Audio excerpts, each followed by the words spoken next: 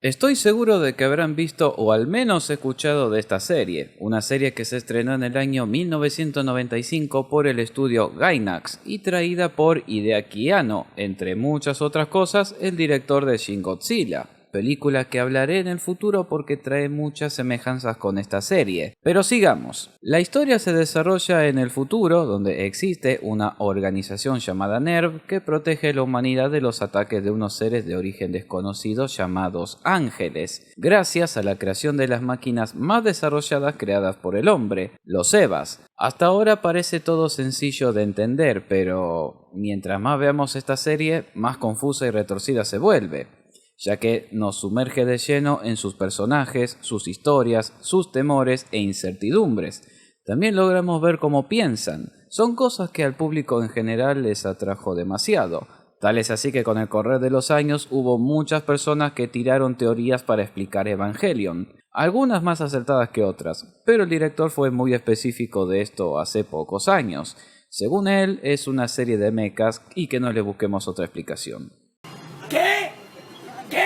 Esto hizo desmoronar a muchas teorías, pero lo más apegado a ellas mantienen sus posturas. No voy a indagar en explicar la serie desde un punto de vista metafísico o religioso, porque claramente son muy retorcidas y para mí no son tan influyentes en lo que a desarrollo de personajes se respecta. Así que en este video pienso traerles una explicación de la serie desde un punto de vista filosófico y mezclándolo un poco con la psicología. Emma, ¿cómo es esto? ¿Venís haciendo videos históricos y ahora le echás a la filosofía? Pues sí, llámenme raro, pero son cosas que siento interés. No al punto de estudiarlas como profesional, pero sí indagar por curiosidad. Y gracias a esa curiosidad, les hago este video. No puedo argumentar nada ante esa lógica. Hola gente de YouTube, no me he presentado para los más nuevos, soy el Emanu, esto es La Choza del Ema y antes de empezar quiero invitarlos a que se suscriban a este canal si todavía no lo hicieron. Y si quieren darme todo su apoyo, es gratis, no cuesta nada y a mí me ayuda un montón. Ahora sí, empecemos. Dale, ponelo. Hay muchos temas filosóficos y psicológicos que se encuentran en la serie, tal es así que podemos ver, al igual que en la realidad, diferentes posturas y maneras de pensar ante las adversidades que atraviesan los protagonistas. Y por mucho que piensen de que todo esto el escritor lo hace para que haga un desarrollo positivo del personaje, lo cierto es que el director tiene otra postura.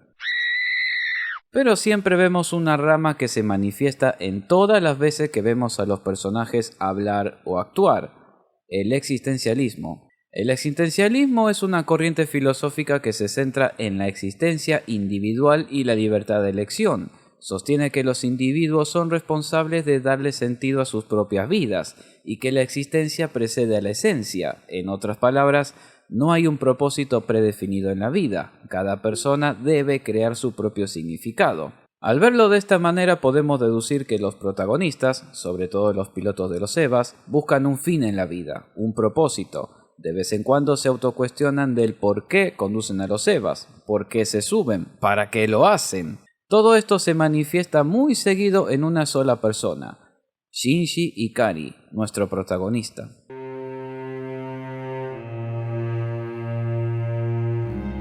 Se podría decir que personifica el conflicto existencial. Lo vemos siempre aislado o perdido, luchando constantemente por encontrar su identidad en un mundo lleno de caos y de conflicto, hasta tal punto en que cuestiona su propia existencia. Es un personaje realista. Llegamos a entenderlo y a interiorizarnos con él, porque, ¿quién en su sano juicio se emociona siendo tan joven a que lo manden a matar a una criatura desconocida en un robot que apenas conoce? ¿Quién no se estresaría en una situación así? Joder, qué miedo. Para Shinji todo a su alrededor es el mismísimo infierno. Se somete a sí mismo en su condición de erizo, aislándose de los demás para mantenerse a salvo del contacto humano. Algo muy recurrente que hay en la serie es eso justamente, el dilema del erizo, el cual expone que cuanto más se acerquen dos seres humanos, más probable será que se lastimen entre sí. Esto parte de la idea de que los erizos tienen púas en la espalda, por lo que si se acercan entre sí, sus púas terminarán hiriendo a ambos. A cada rato lo vemos dudar de sus acciones y rara vez lo vemos motivado o con ímpetu para luchar.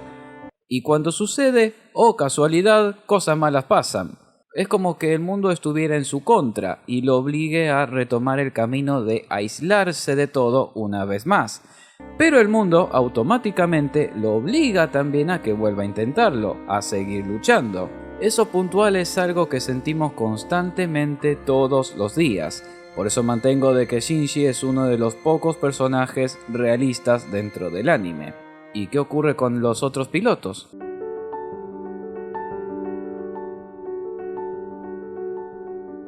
En Rei Ayanami también vemos que se mantiene en una soledad profunda y absoluta. Lo vemos de manera visual hasta en su propio departamento, todo oscuro y lleno de objetos extraños, nada normal o natural. Es que viéndolo más detenidamente, ella es un clon, y siendo creada de manera artificial, es normal que luche por comprender el significado de las cosas que le rodea. Eso incluye su propia identidad, buscando su lugar en el mundo. Rei es una vaga idea de saber existir. Para ella el corazón humano es un misterio y anhela comprenderlo. Lo vemos de manera visual con Shinji en la escuela y cuando batallan juntos.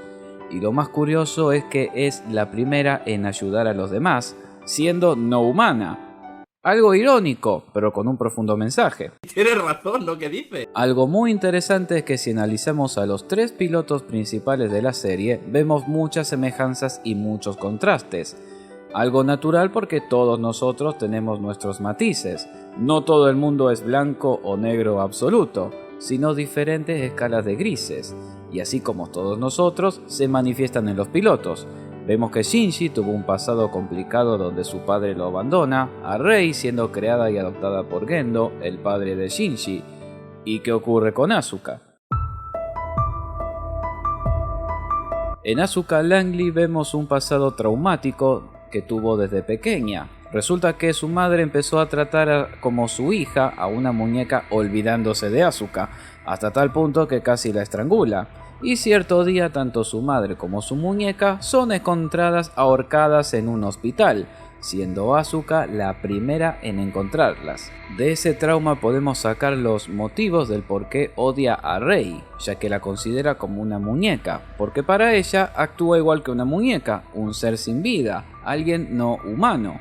Porque Rei seguía órdenes de sus superiores sin cuestionar nada en absoluto, algo contrario a Asuka. Ella siempre se nos muestra confiada y segura de sí misma, demasiado ambiciosa a comparación de Shinji, que se muestra reservado en sus acciones. Y puede haber más. A pesar de todo, en Asuka vemos más adelante que sufre una espiral de depresión, un vacío existencial que la sumerge en la locura y en el odio, un camino del cual es incapaz de salir por su propia cuenta.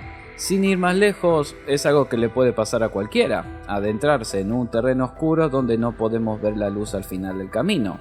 A su vez, Asuka se muestra caracterizada por un complejo de superioridad, donde a menudo es violenta y ofensiva, sobre todo con Shinji. Digamos que por su carácter es complicada de llevar. Pues sí, güey, no mames.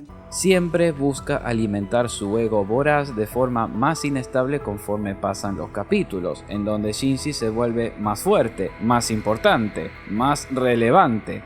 La historia detrás de todo esto es que ella siempre busca cerrar su pasado, no lo quiere recordar jamás. Y con esa personalidad violenta busca reforzar su identidad, de justificar su existencia. Siempre fue una piloto excepcional hasta que no pudo sincronizarse con su Eva. Quizás porque aún no pueda aceptar a su madre, y como los Evas mantienen en su interior el alma de la madre del piloto... 2 más 2 son 4, la tierra redonda corta la bocha. Y si todo esto lo pudiste digerir y procesar, vemos otro factor importante en la personalidad de nuestro protagonista, su padre, Gendo Ikari.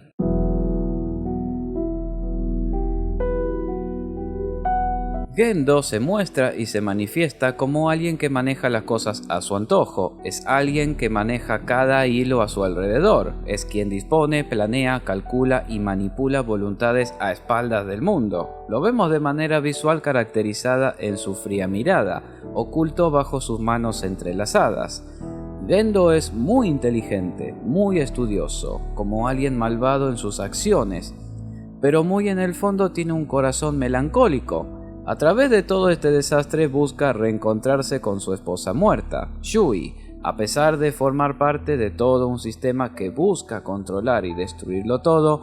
Siempre escondió su plan de volver a encontrarse con su mujer amada, a quien la perdió en un experimento en NERV.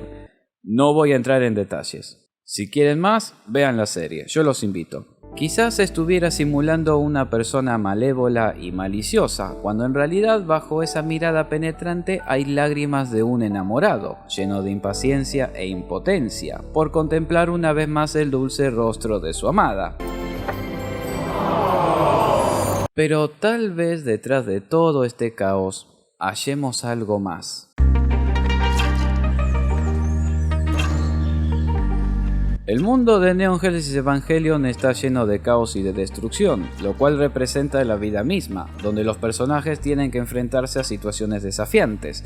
El caos se maneja como un recordatorio de la falta de control absoluto sobre nuestras vidas, y que gracias al mismo cada personaje define sus propias vidas. Cada uno de ellos luchan por definir quiénes son y qué significado tiene su existencia. Lo había dicho antes. A lo largo de la serie, los personajes buscan respuestas a preguntas acerca de la vida, de la muerte y el propósito. Esta búsqueda desenfrenada refleja la lucha existencial de la humanidad por encontrar significado en un mundo aparentemente sin sentido. Neon Genesis Evangelion es una obra maestra que profundiza en los aspectos más profundos de la existencia humana, adentrándose en temas filosóficos como la individualidad, la conciencia, la libertad, la elección y la responsabilidad. Gran parte por las influencias de Arthur Schopenhauer, de Søren Kierkegaard y de Jean-Paul Sartre, el director fue muy inteligente al traer a la animación temas como el significado de la vida y la existencia como anterior a la esencia. Es decir, el hombre empieza por existir y después se define. El hombre no es definible, empieza por no ser nada y solo será después y tal como se haya hecho, lo que otorga libertad al mismo, ya que el hombre es libre en todas sus decisiones. Y es que todo esto parte de una concepción radicalmente atea. No hay una esencia divina y eterna lo que dota a cada persona de su existencia. Es el mismo hombre el único ser que no es como se concibe, sino tal como él se quiere. No es otra cosa el que él se hace. A partir de su vida, su existencia en el mundo lo define como es. Por ende, él mismo crea su esencia en base a lo que ha construido en su existencia. Todo lo que acabo de decir se manifiesta y se ve en Shinji-Ikari. Es alguien que lucha por su identidad y el propósito en un mundo lleno de caos, lo que refleja a su vez individualidad y su voluntad de elección, para conseguir definir su propio significado en un entorno aparentemente sin sentido, al menos para él. Por eso es recurrente que se mantenga aislado, en plena soledad, porque busca comprender el mundo que no le comprende a él. Ah, sutil. Como pueden ver, esta serie sigue siendo relevante hoy en día, porque aborda cuestiones existenciales universales, cuestiones que siguen siendo temas muy importantes en la sociedad actual, como el ¿quién soy?, ¿qué hago aquí?, ¿cuál es mi propósito en el mundo y en la vida? Personalmente encuentro en esta serie un montón de temas para hablar y que me hizo abrir los ojos.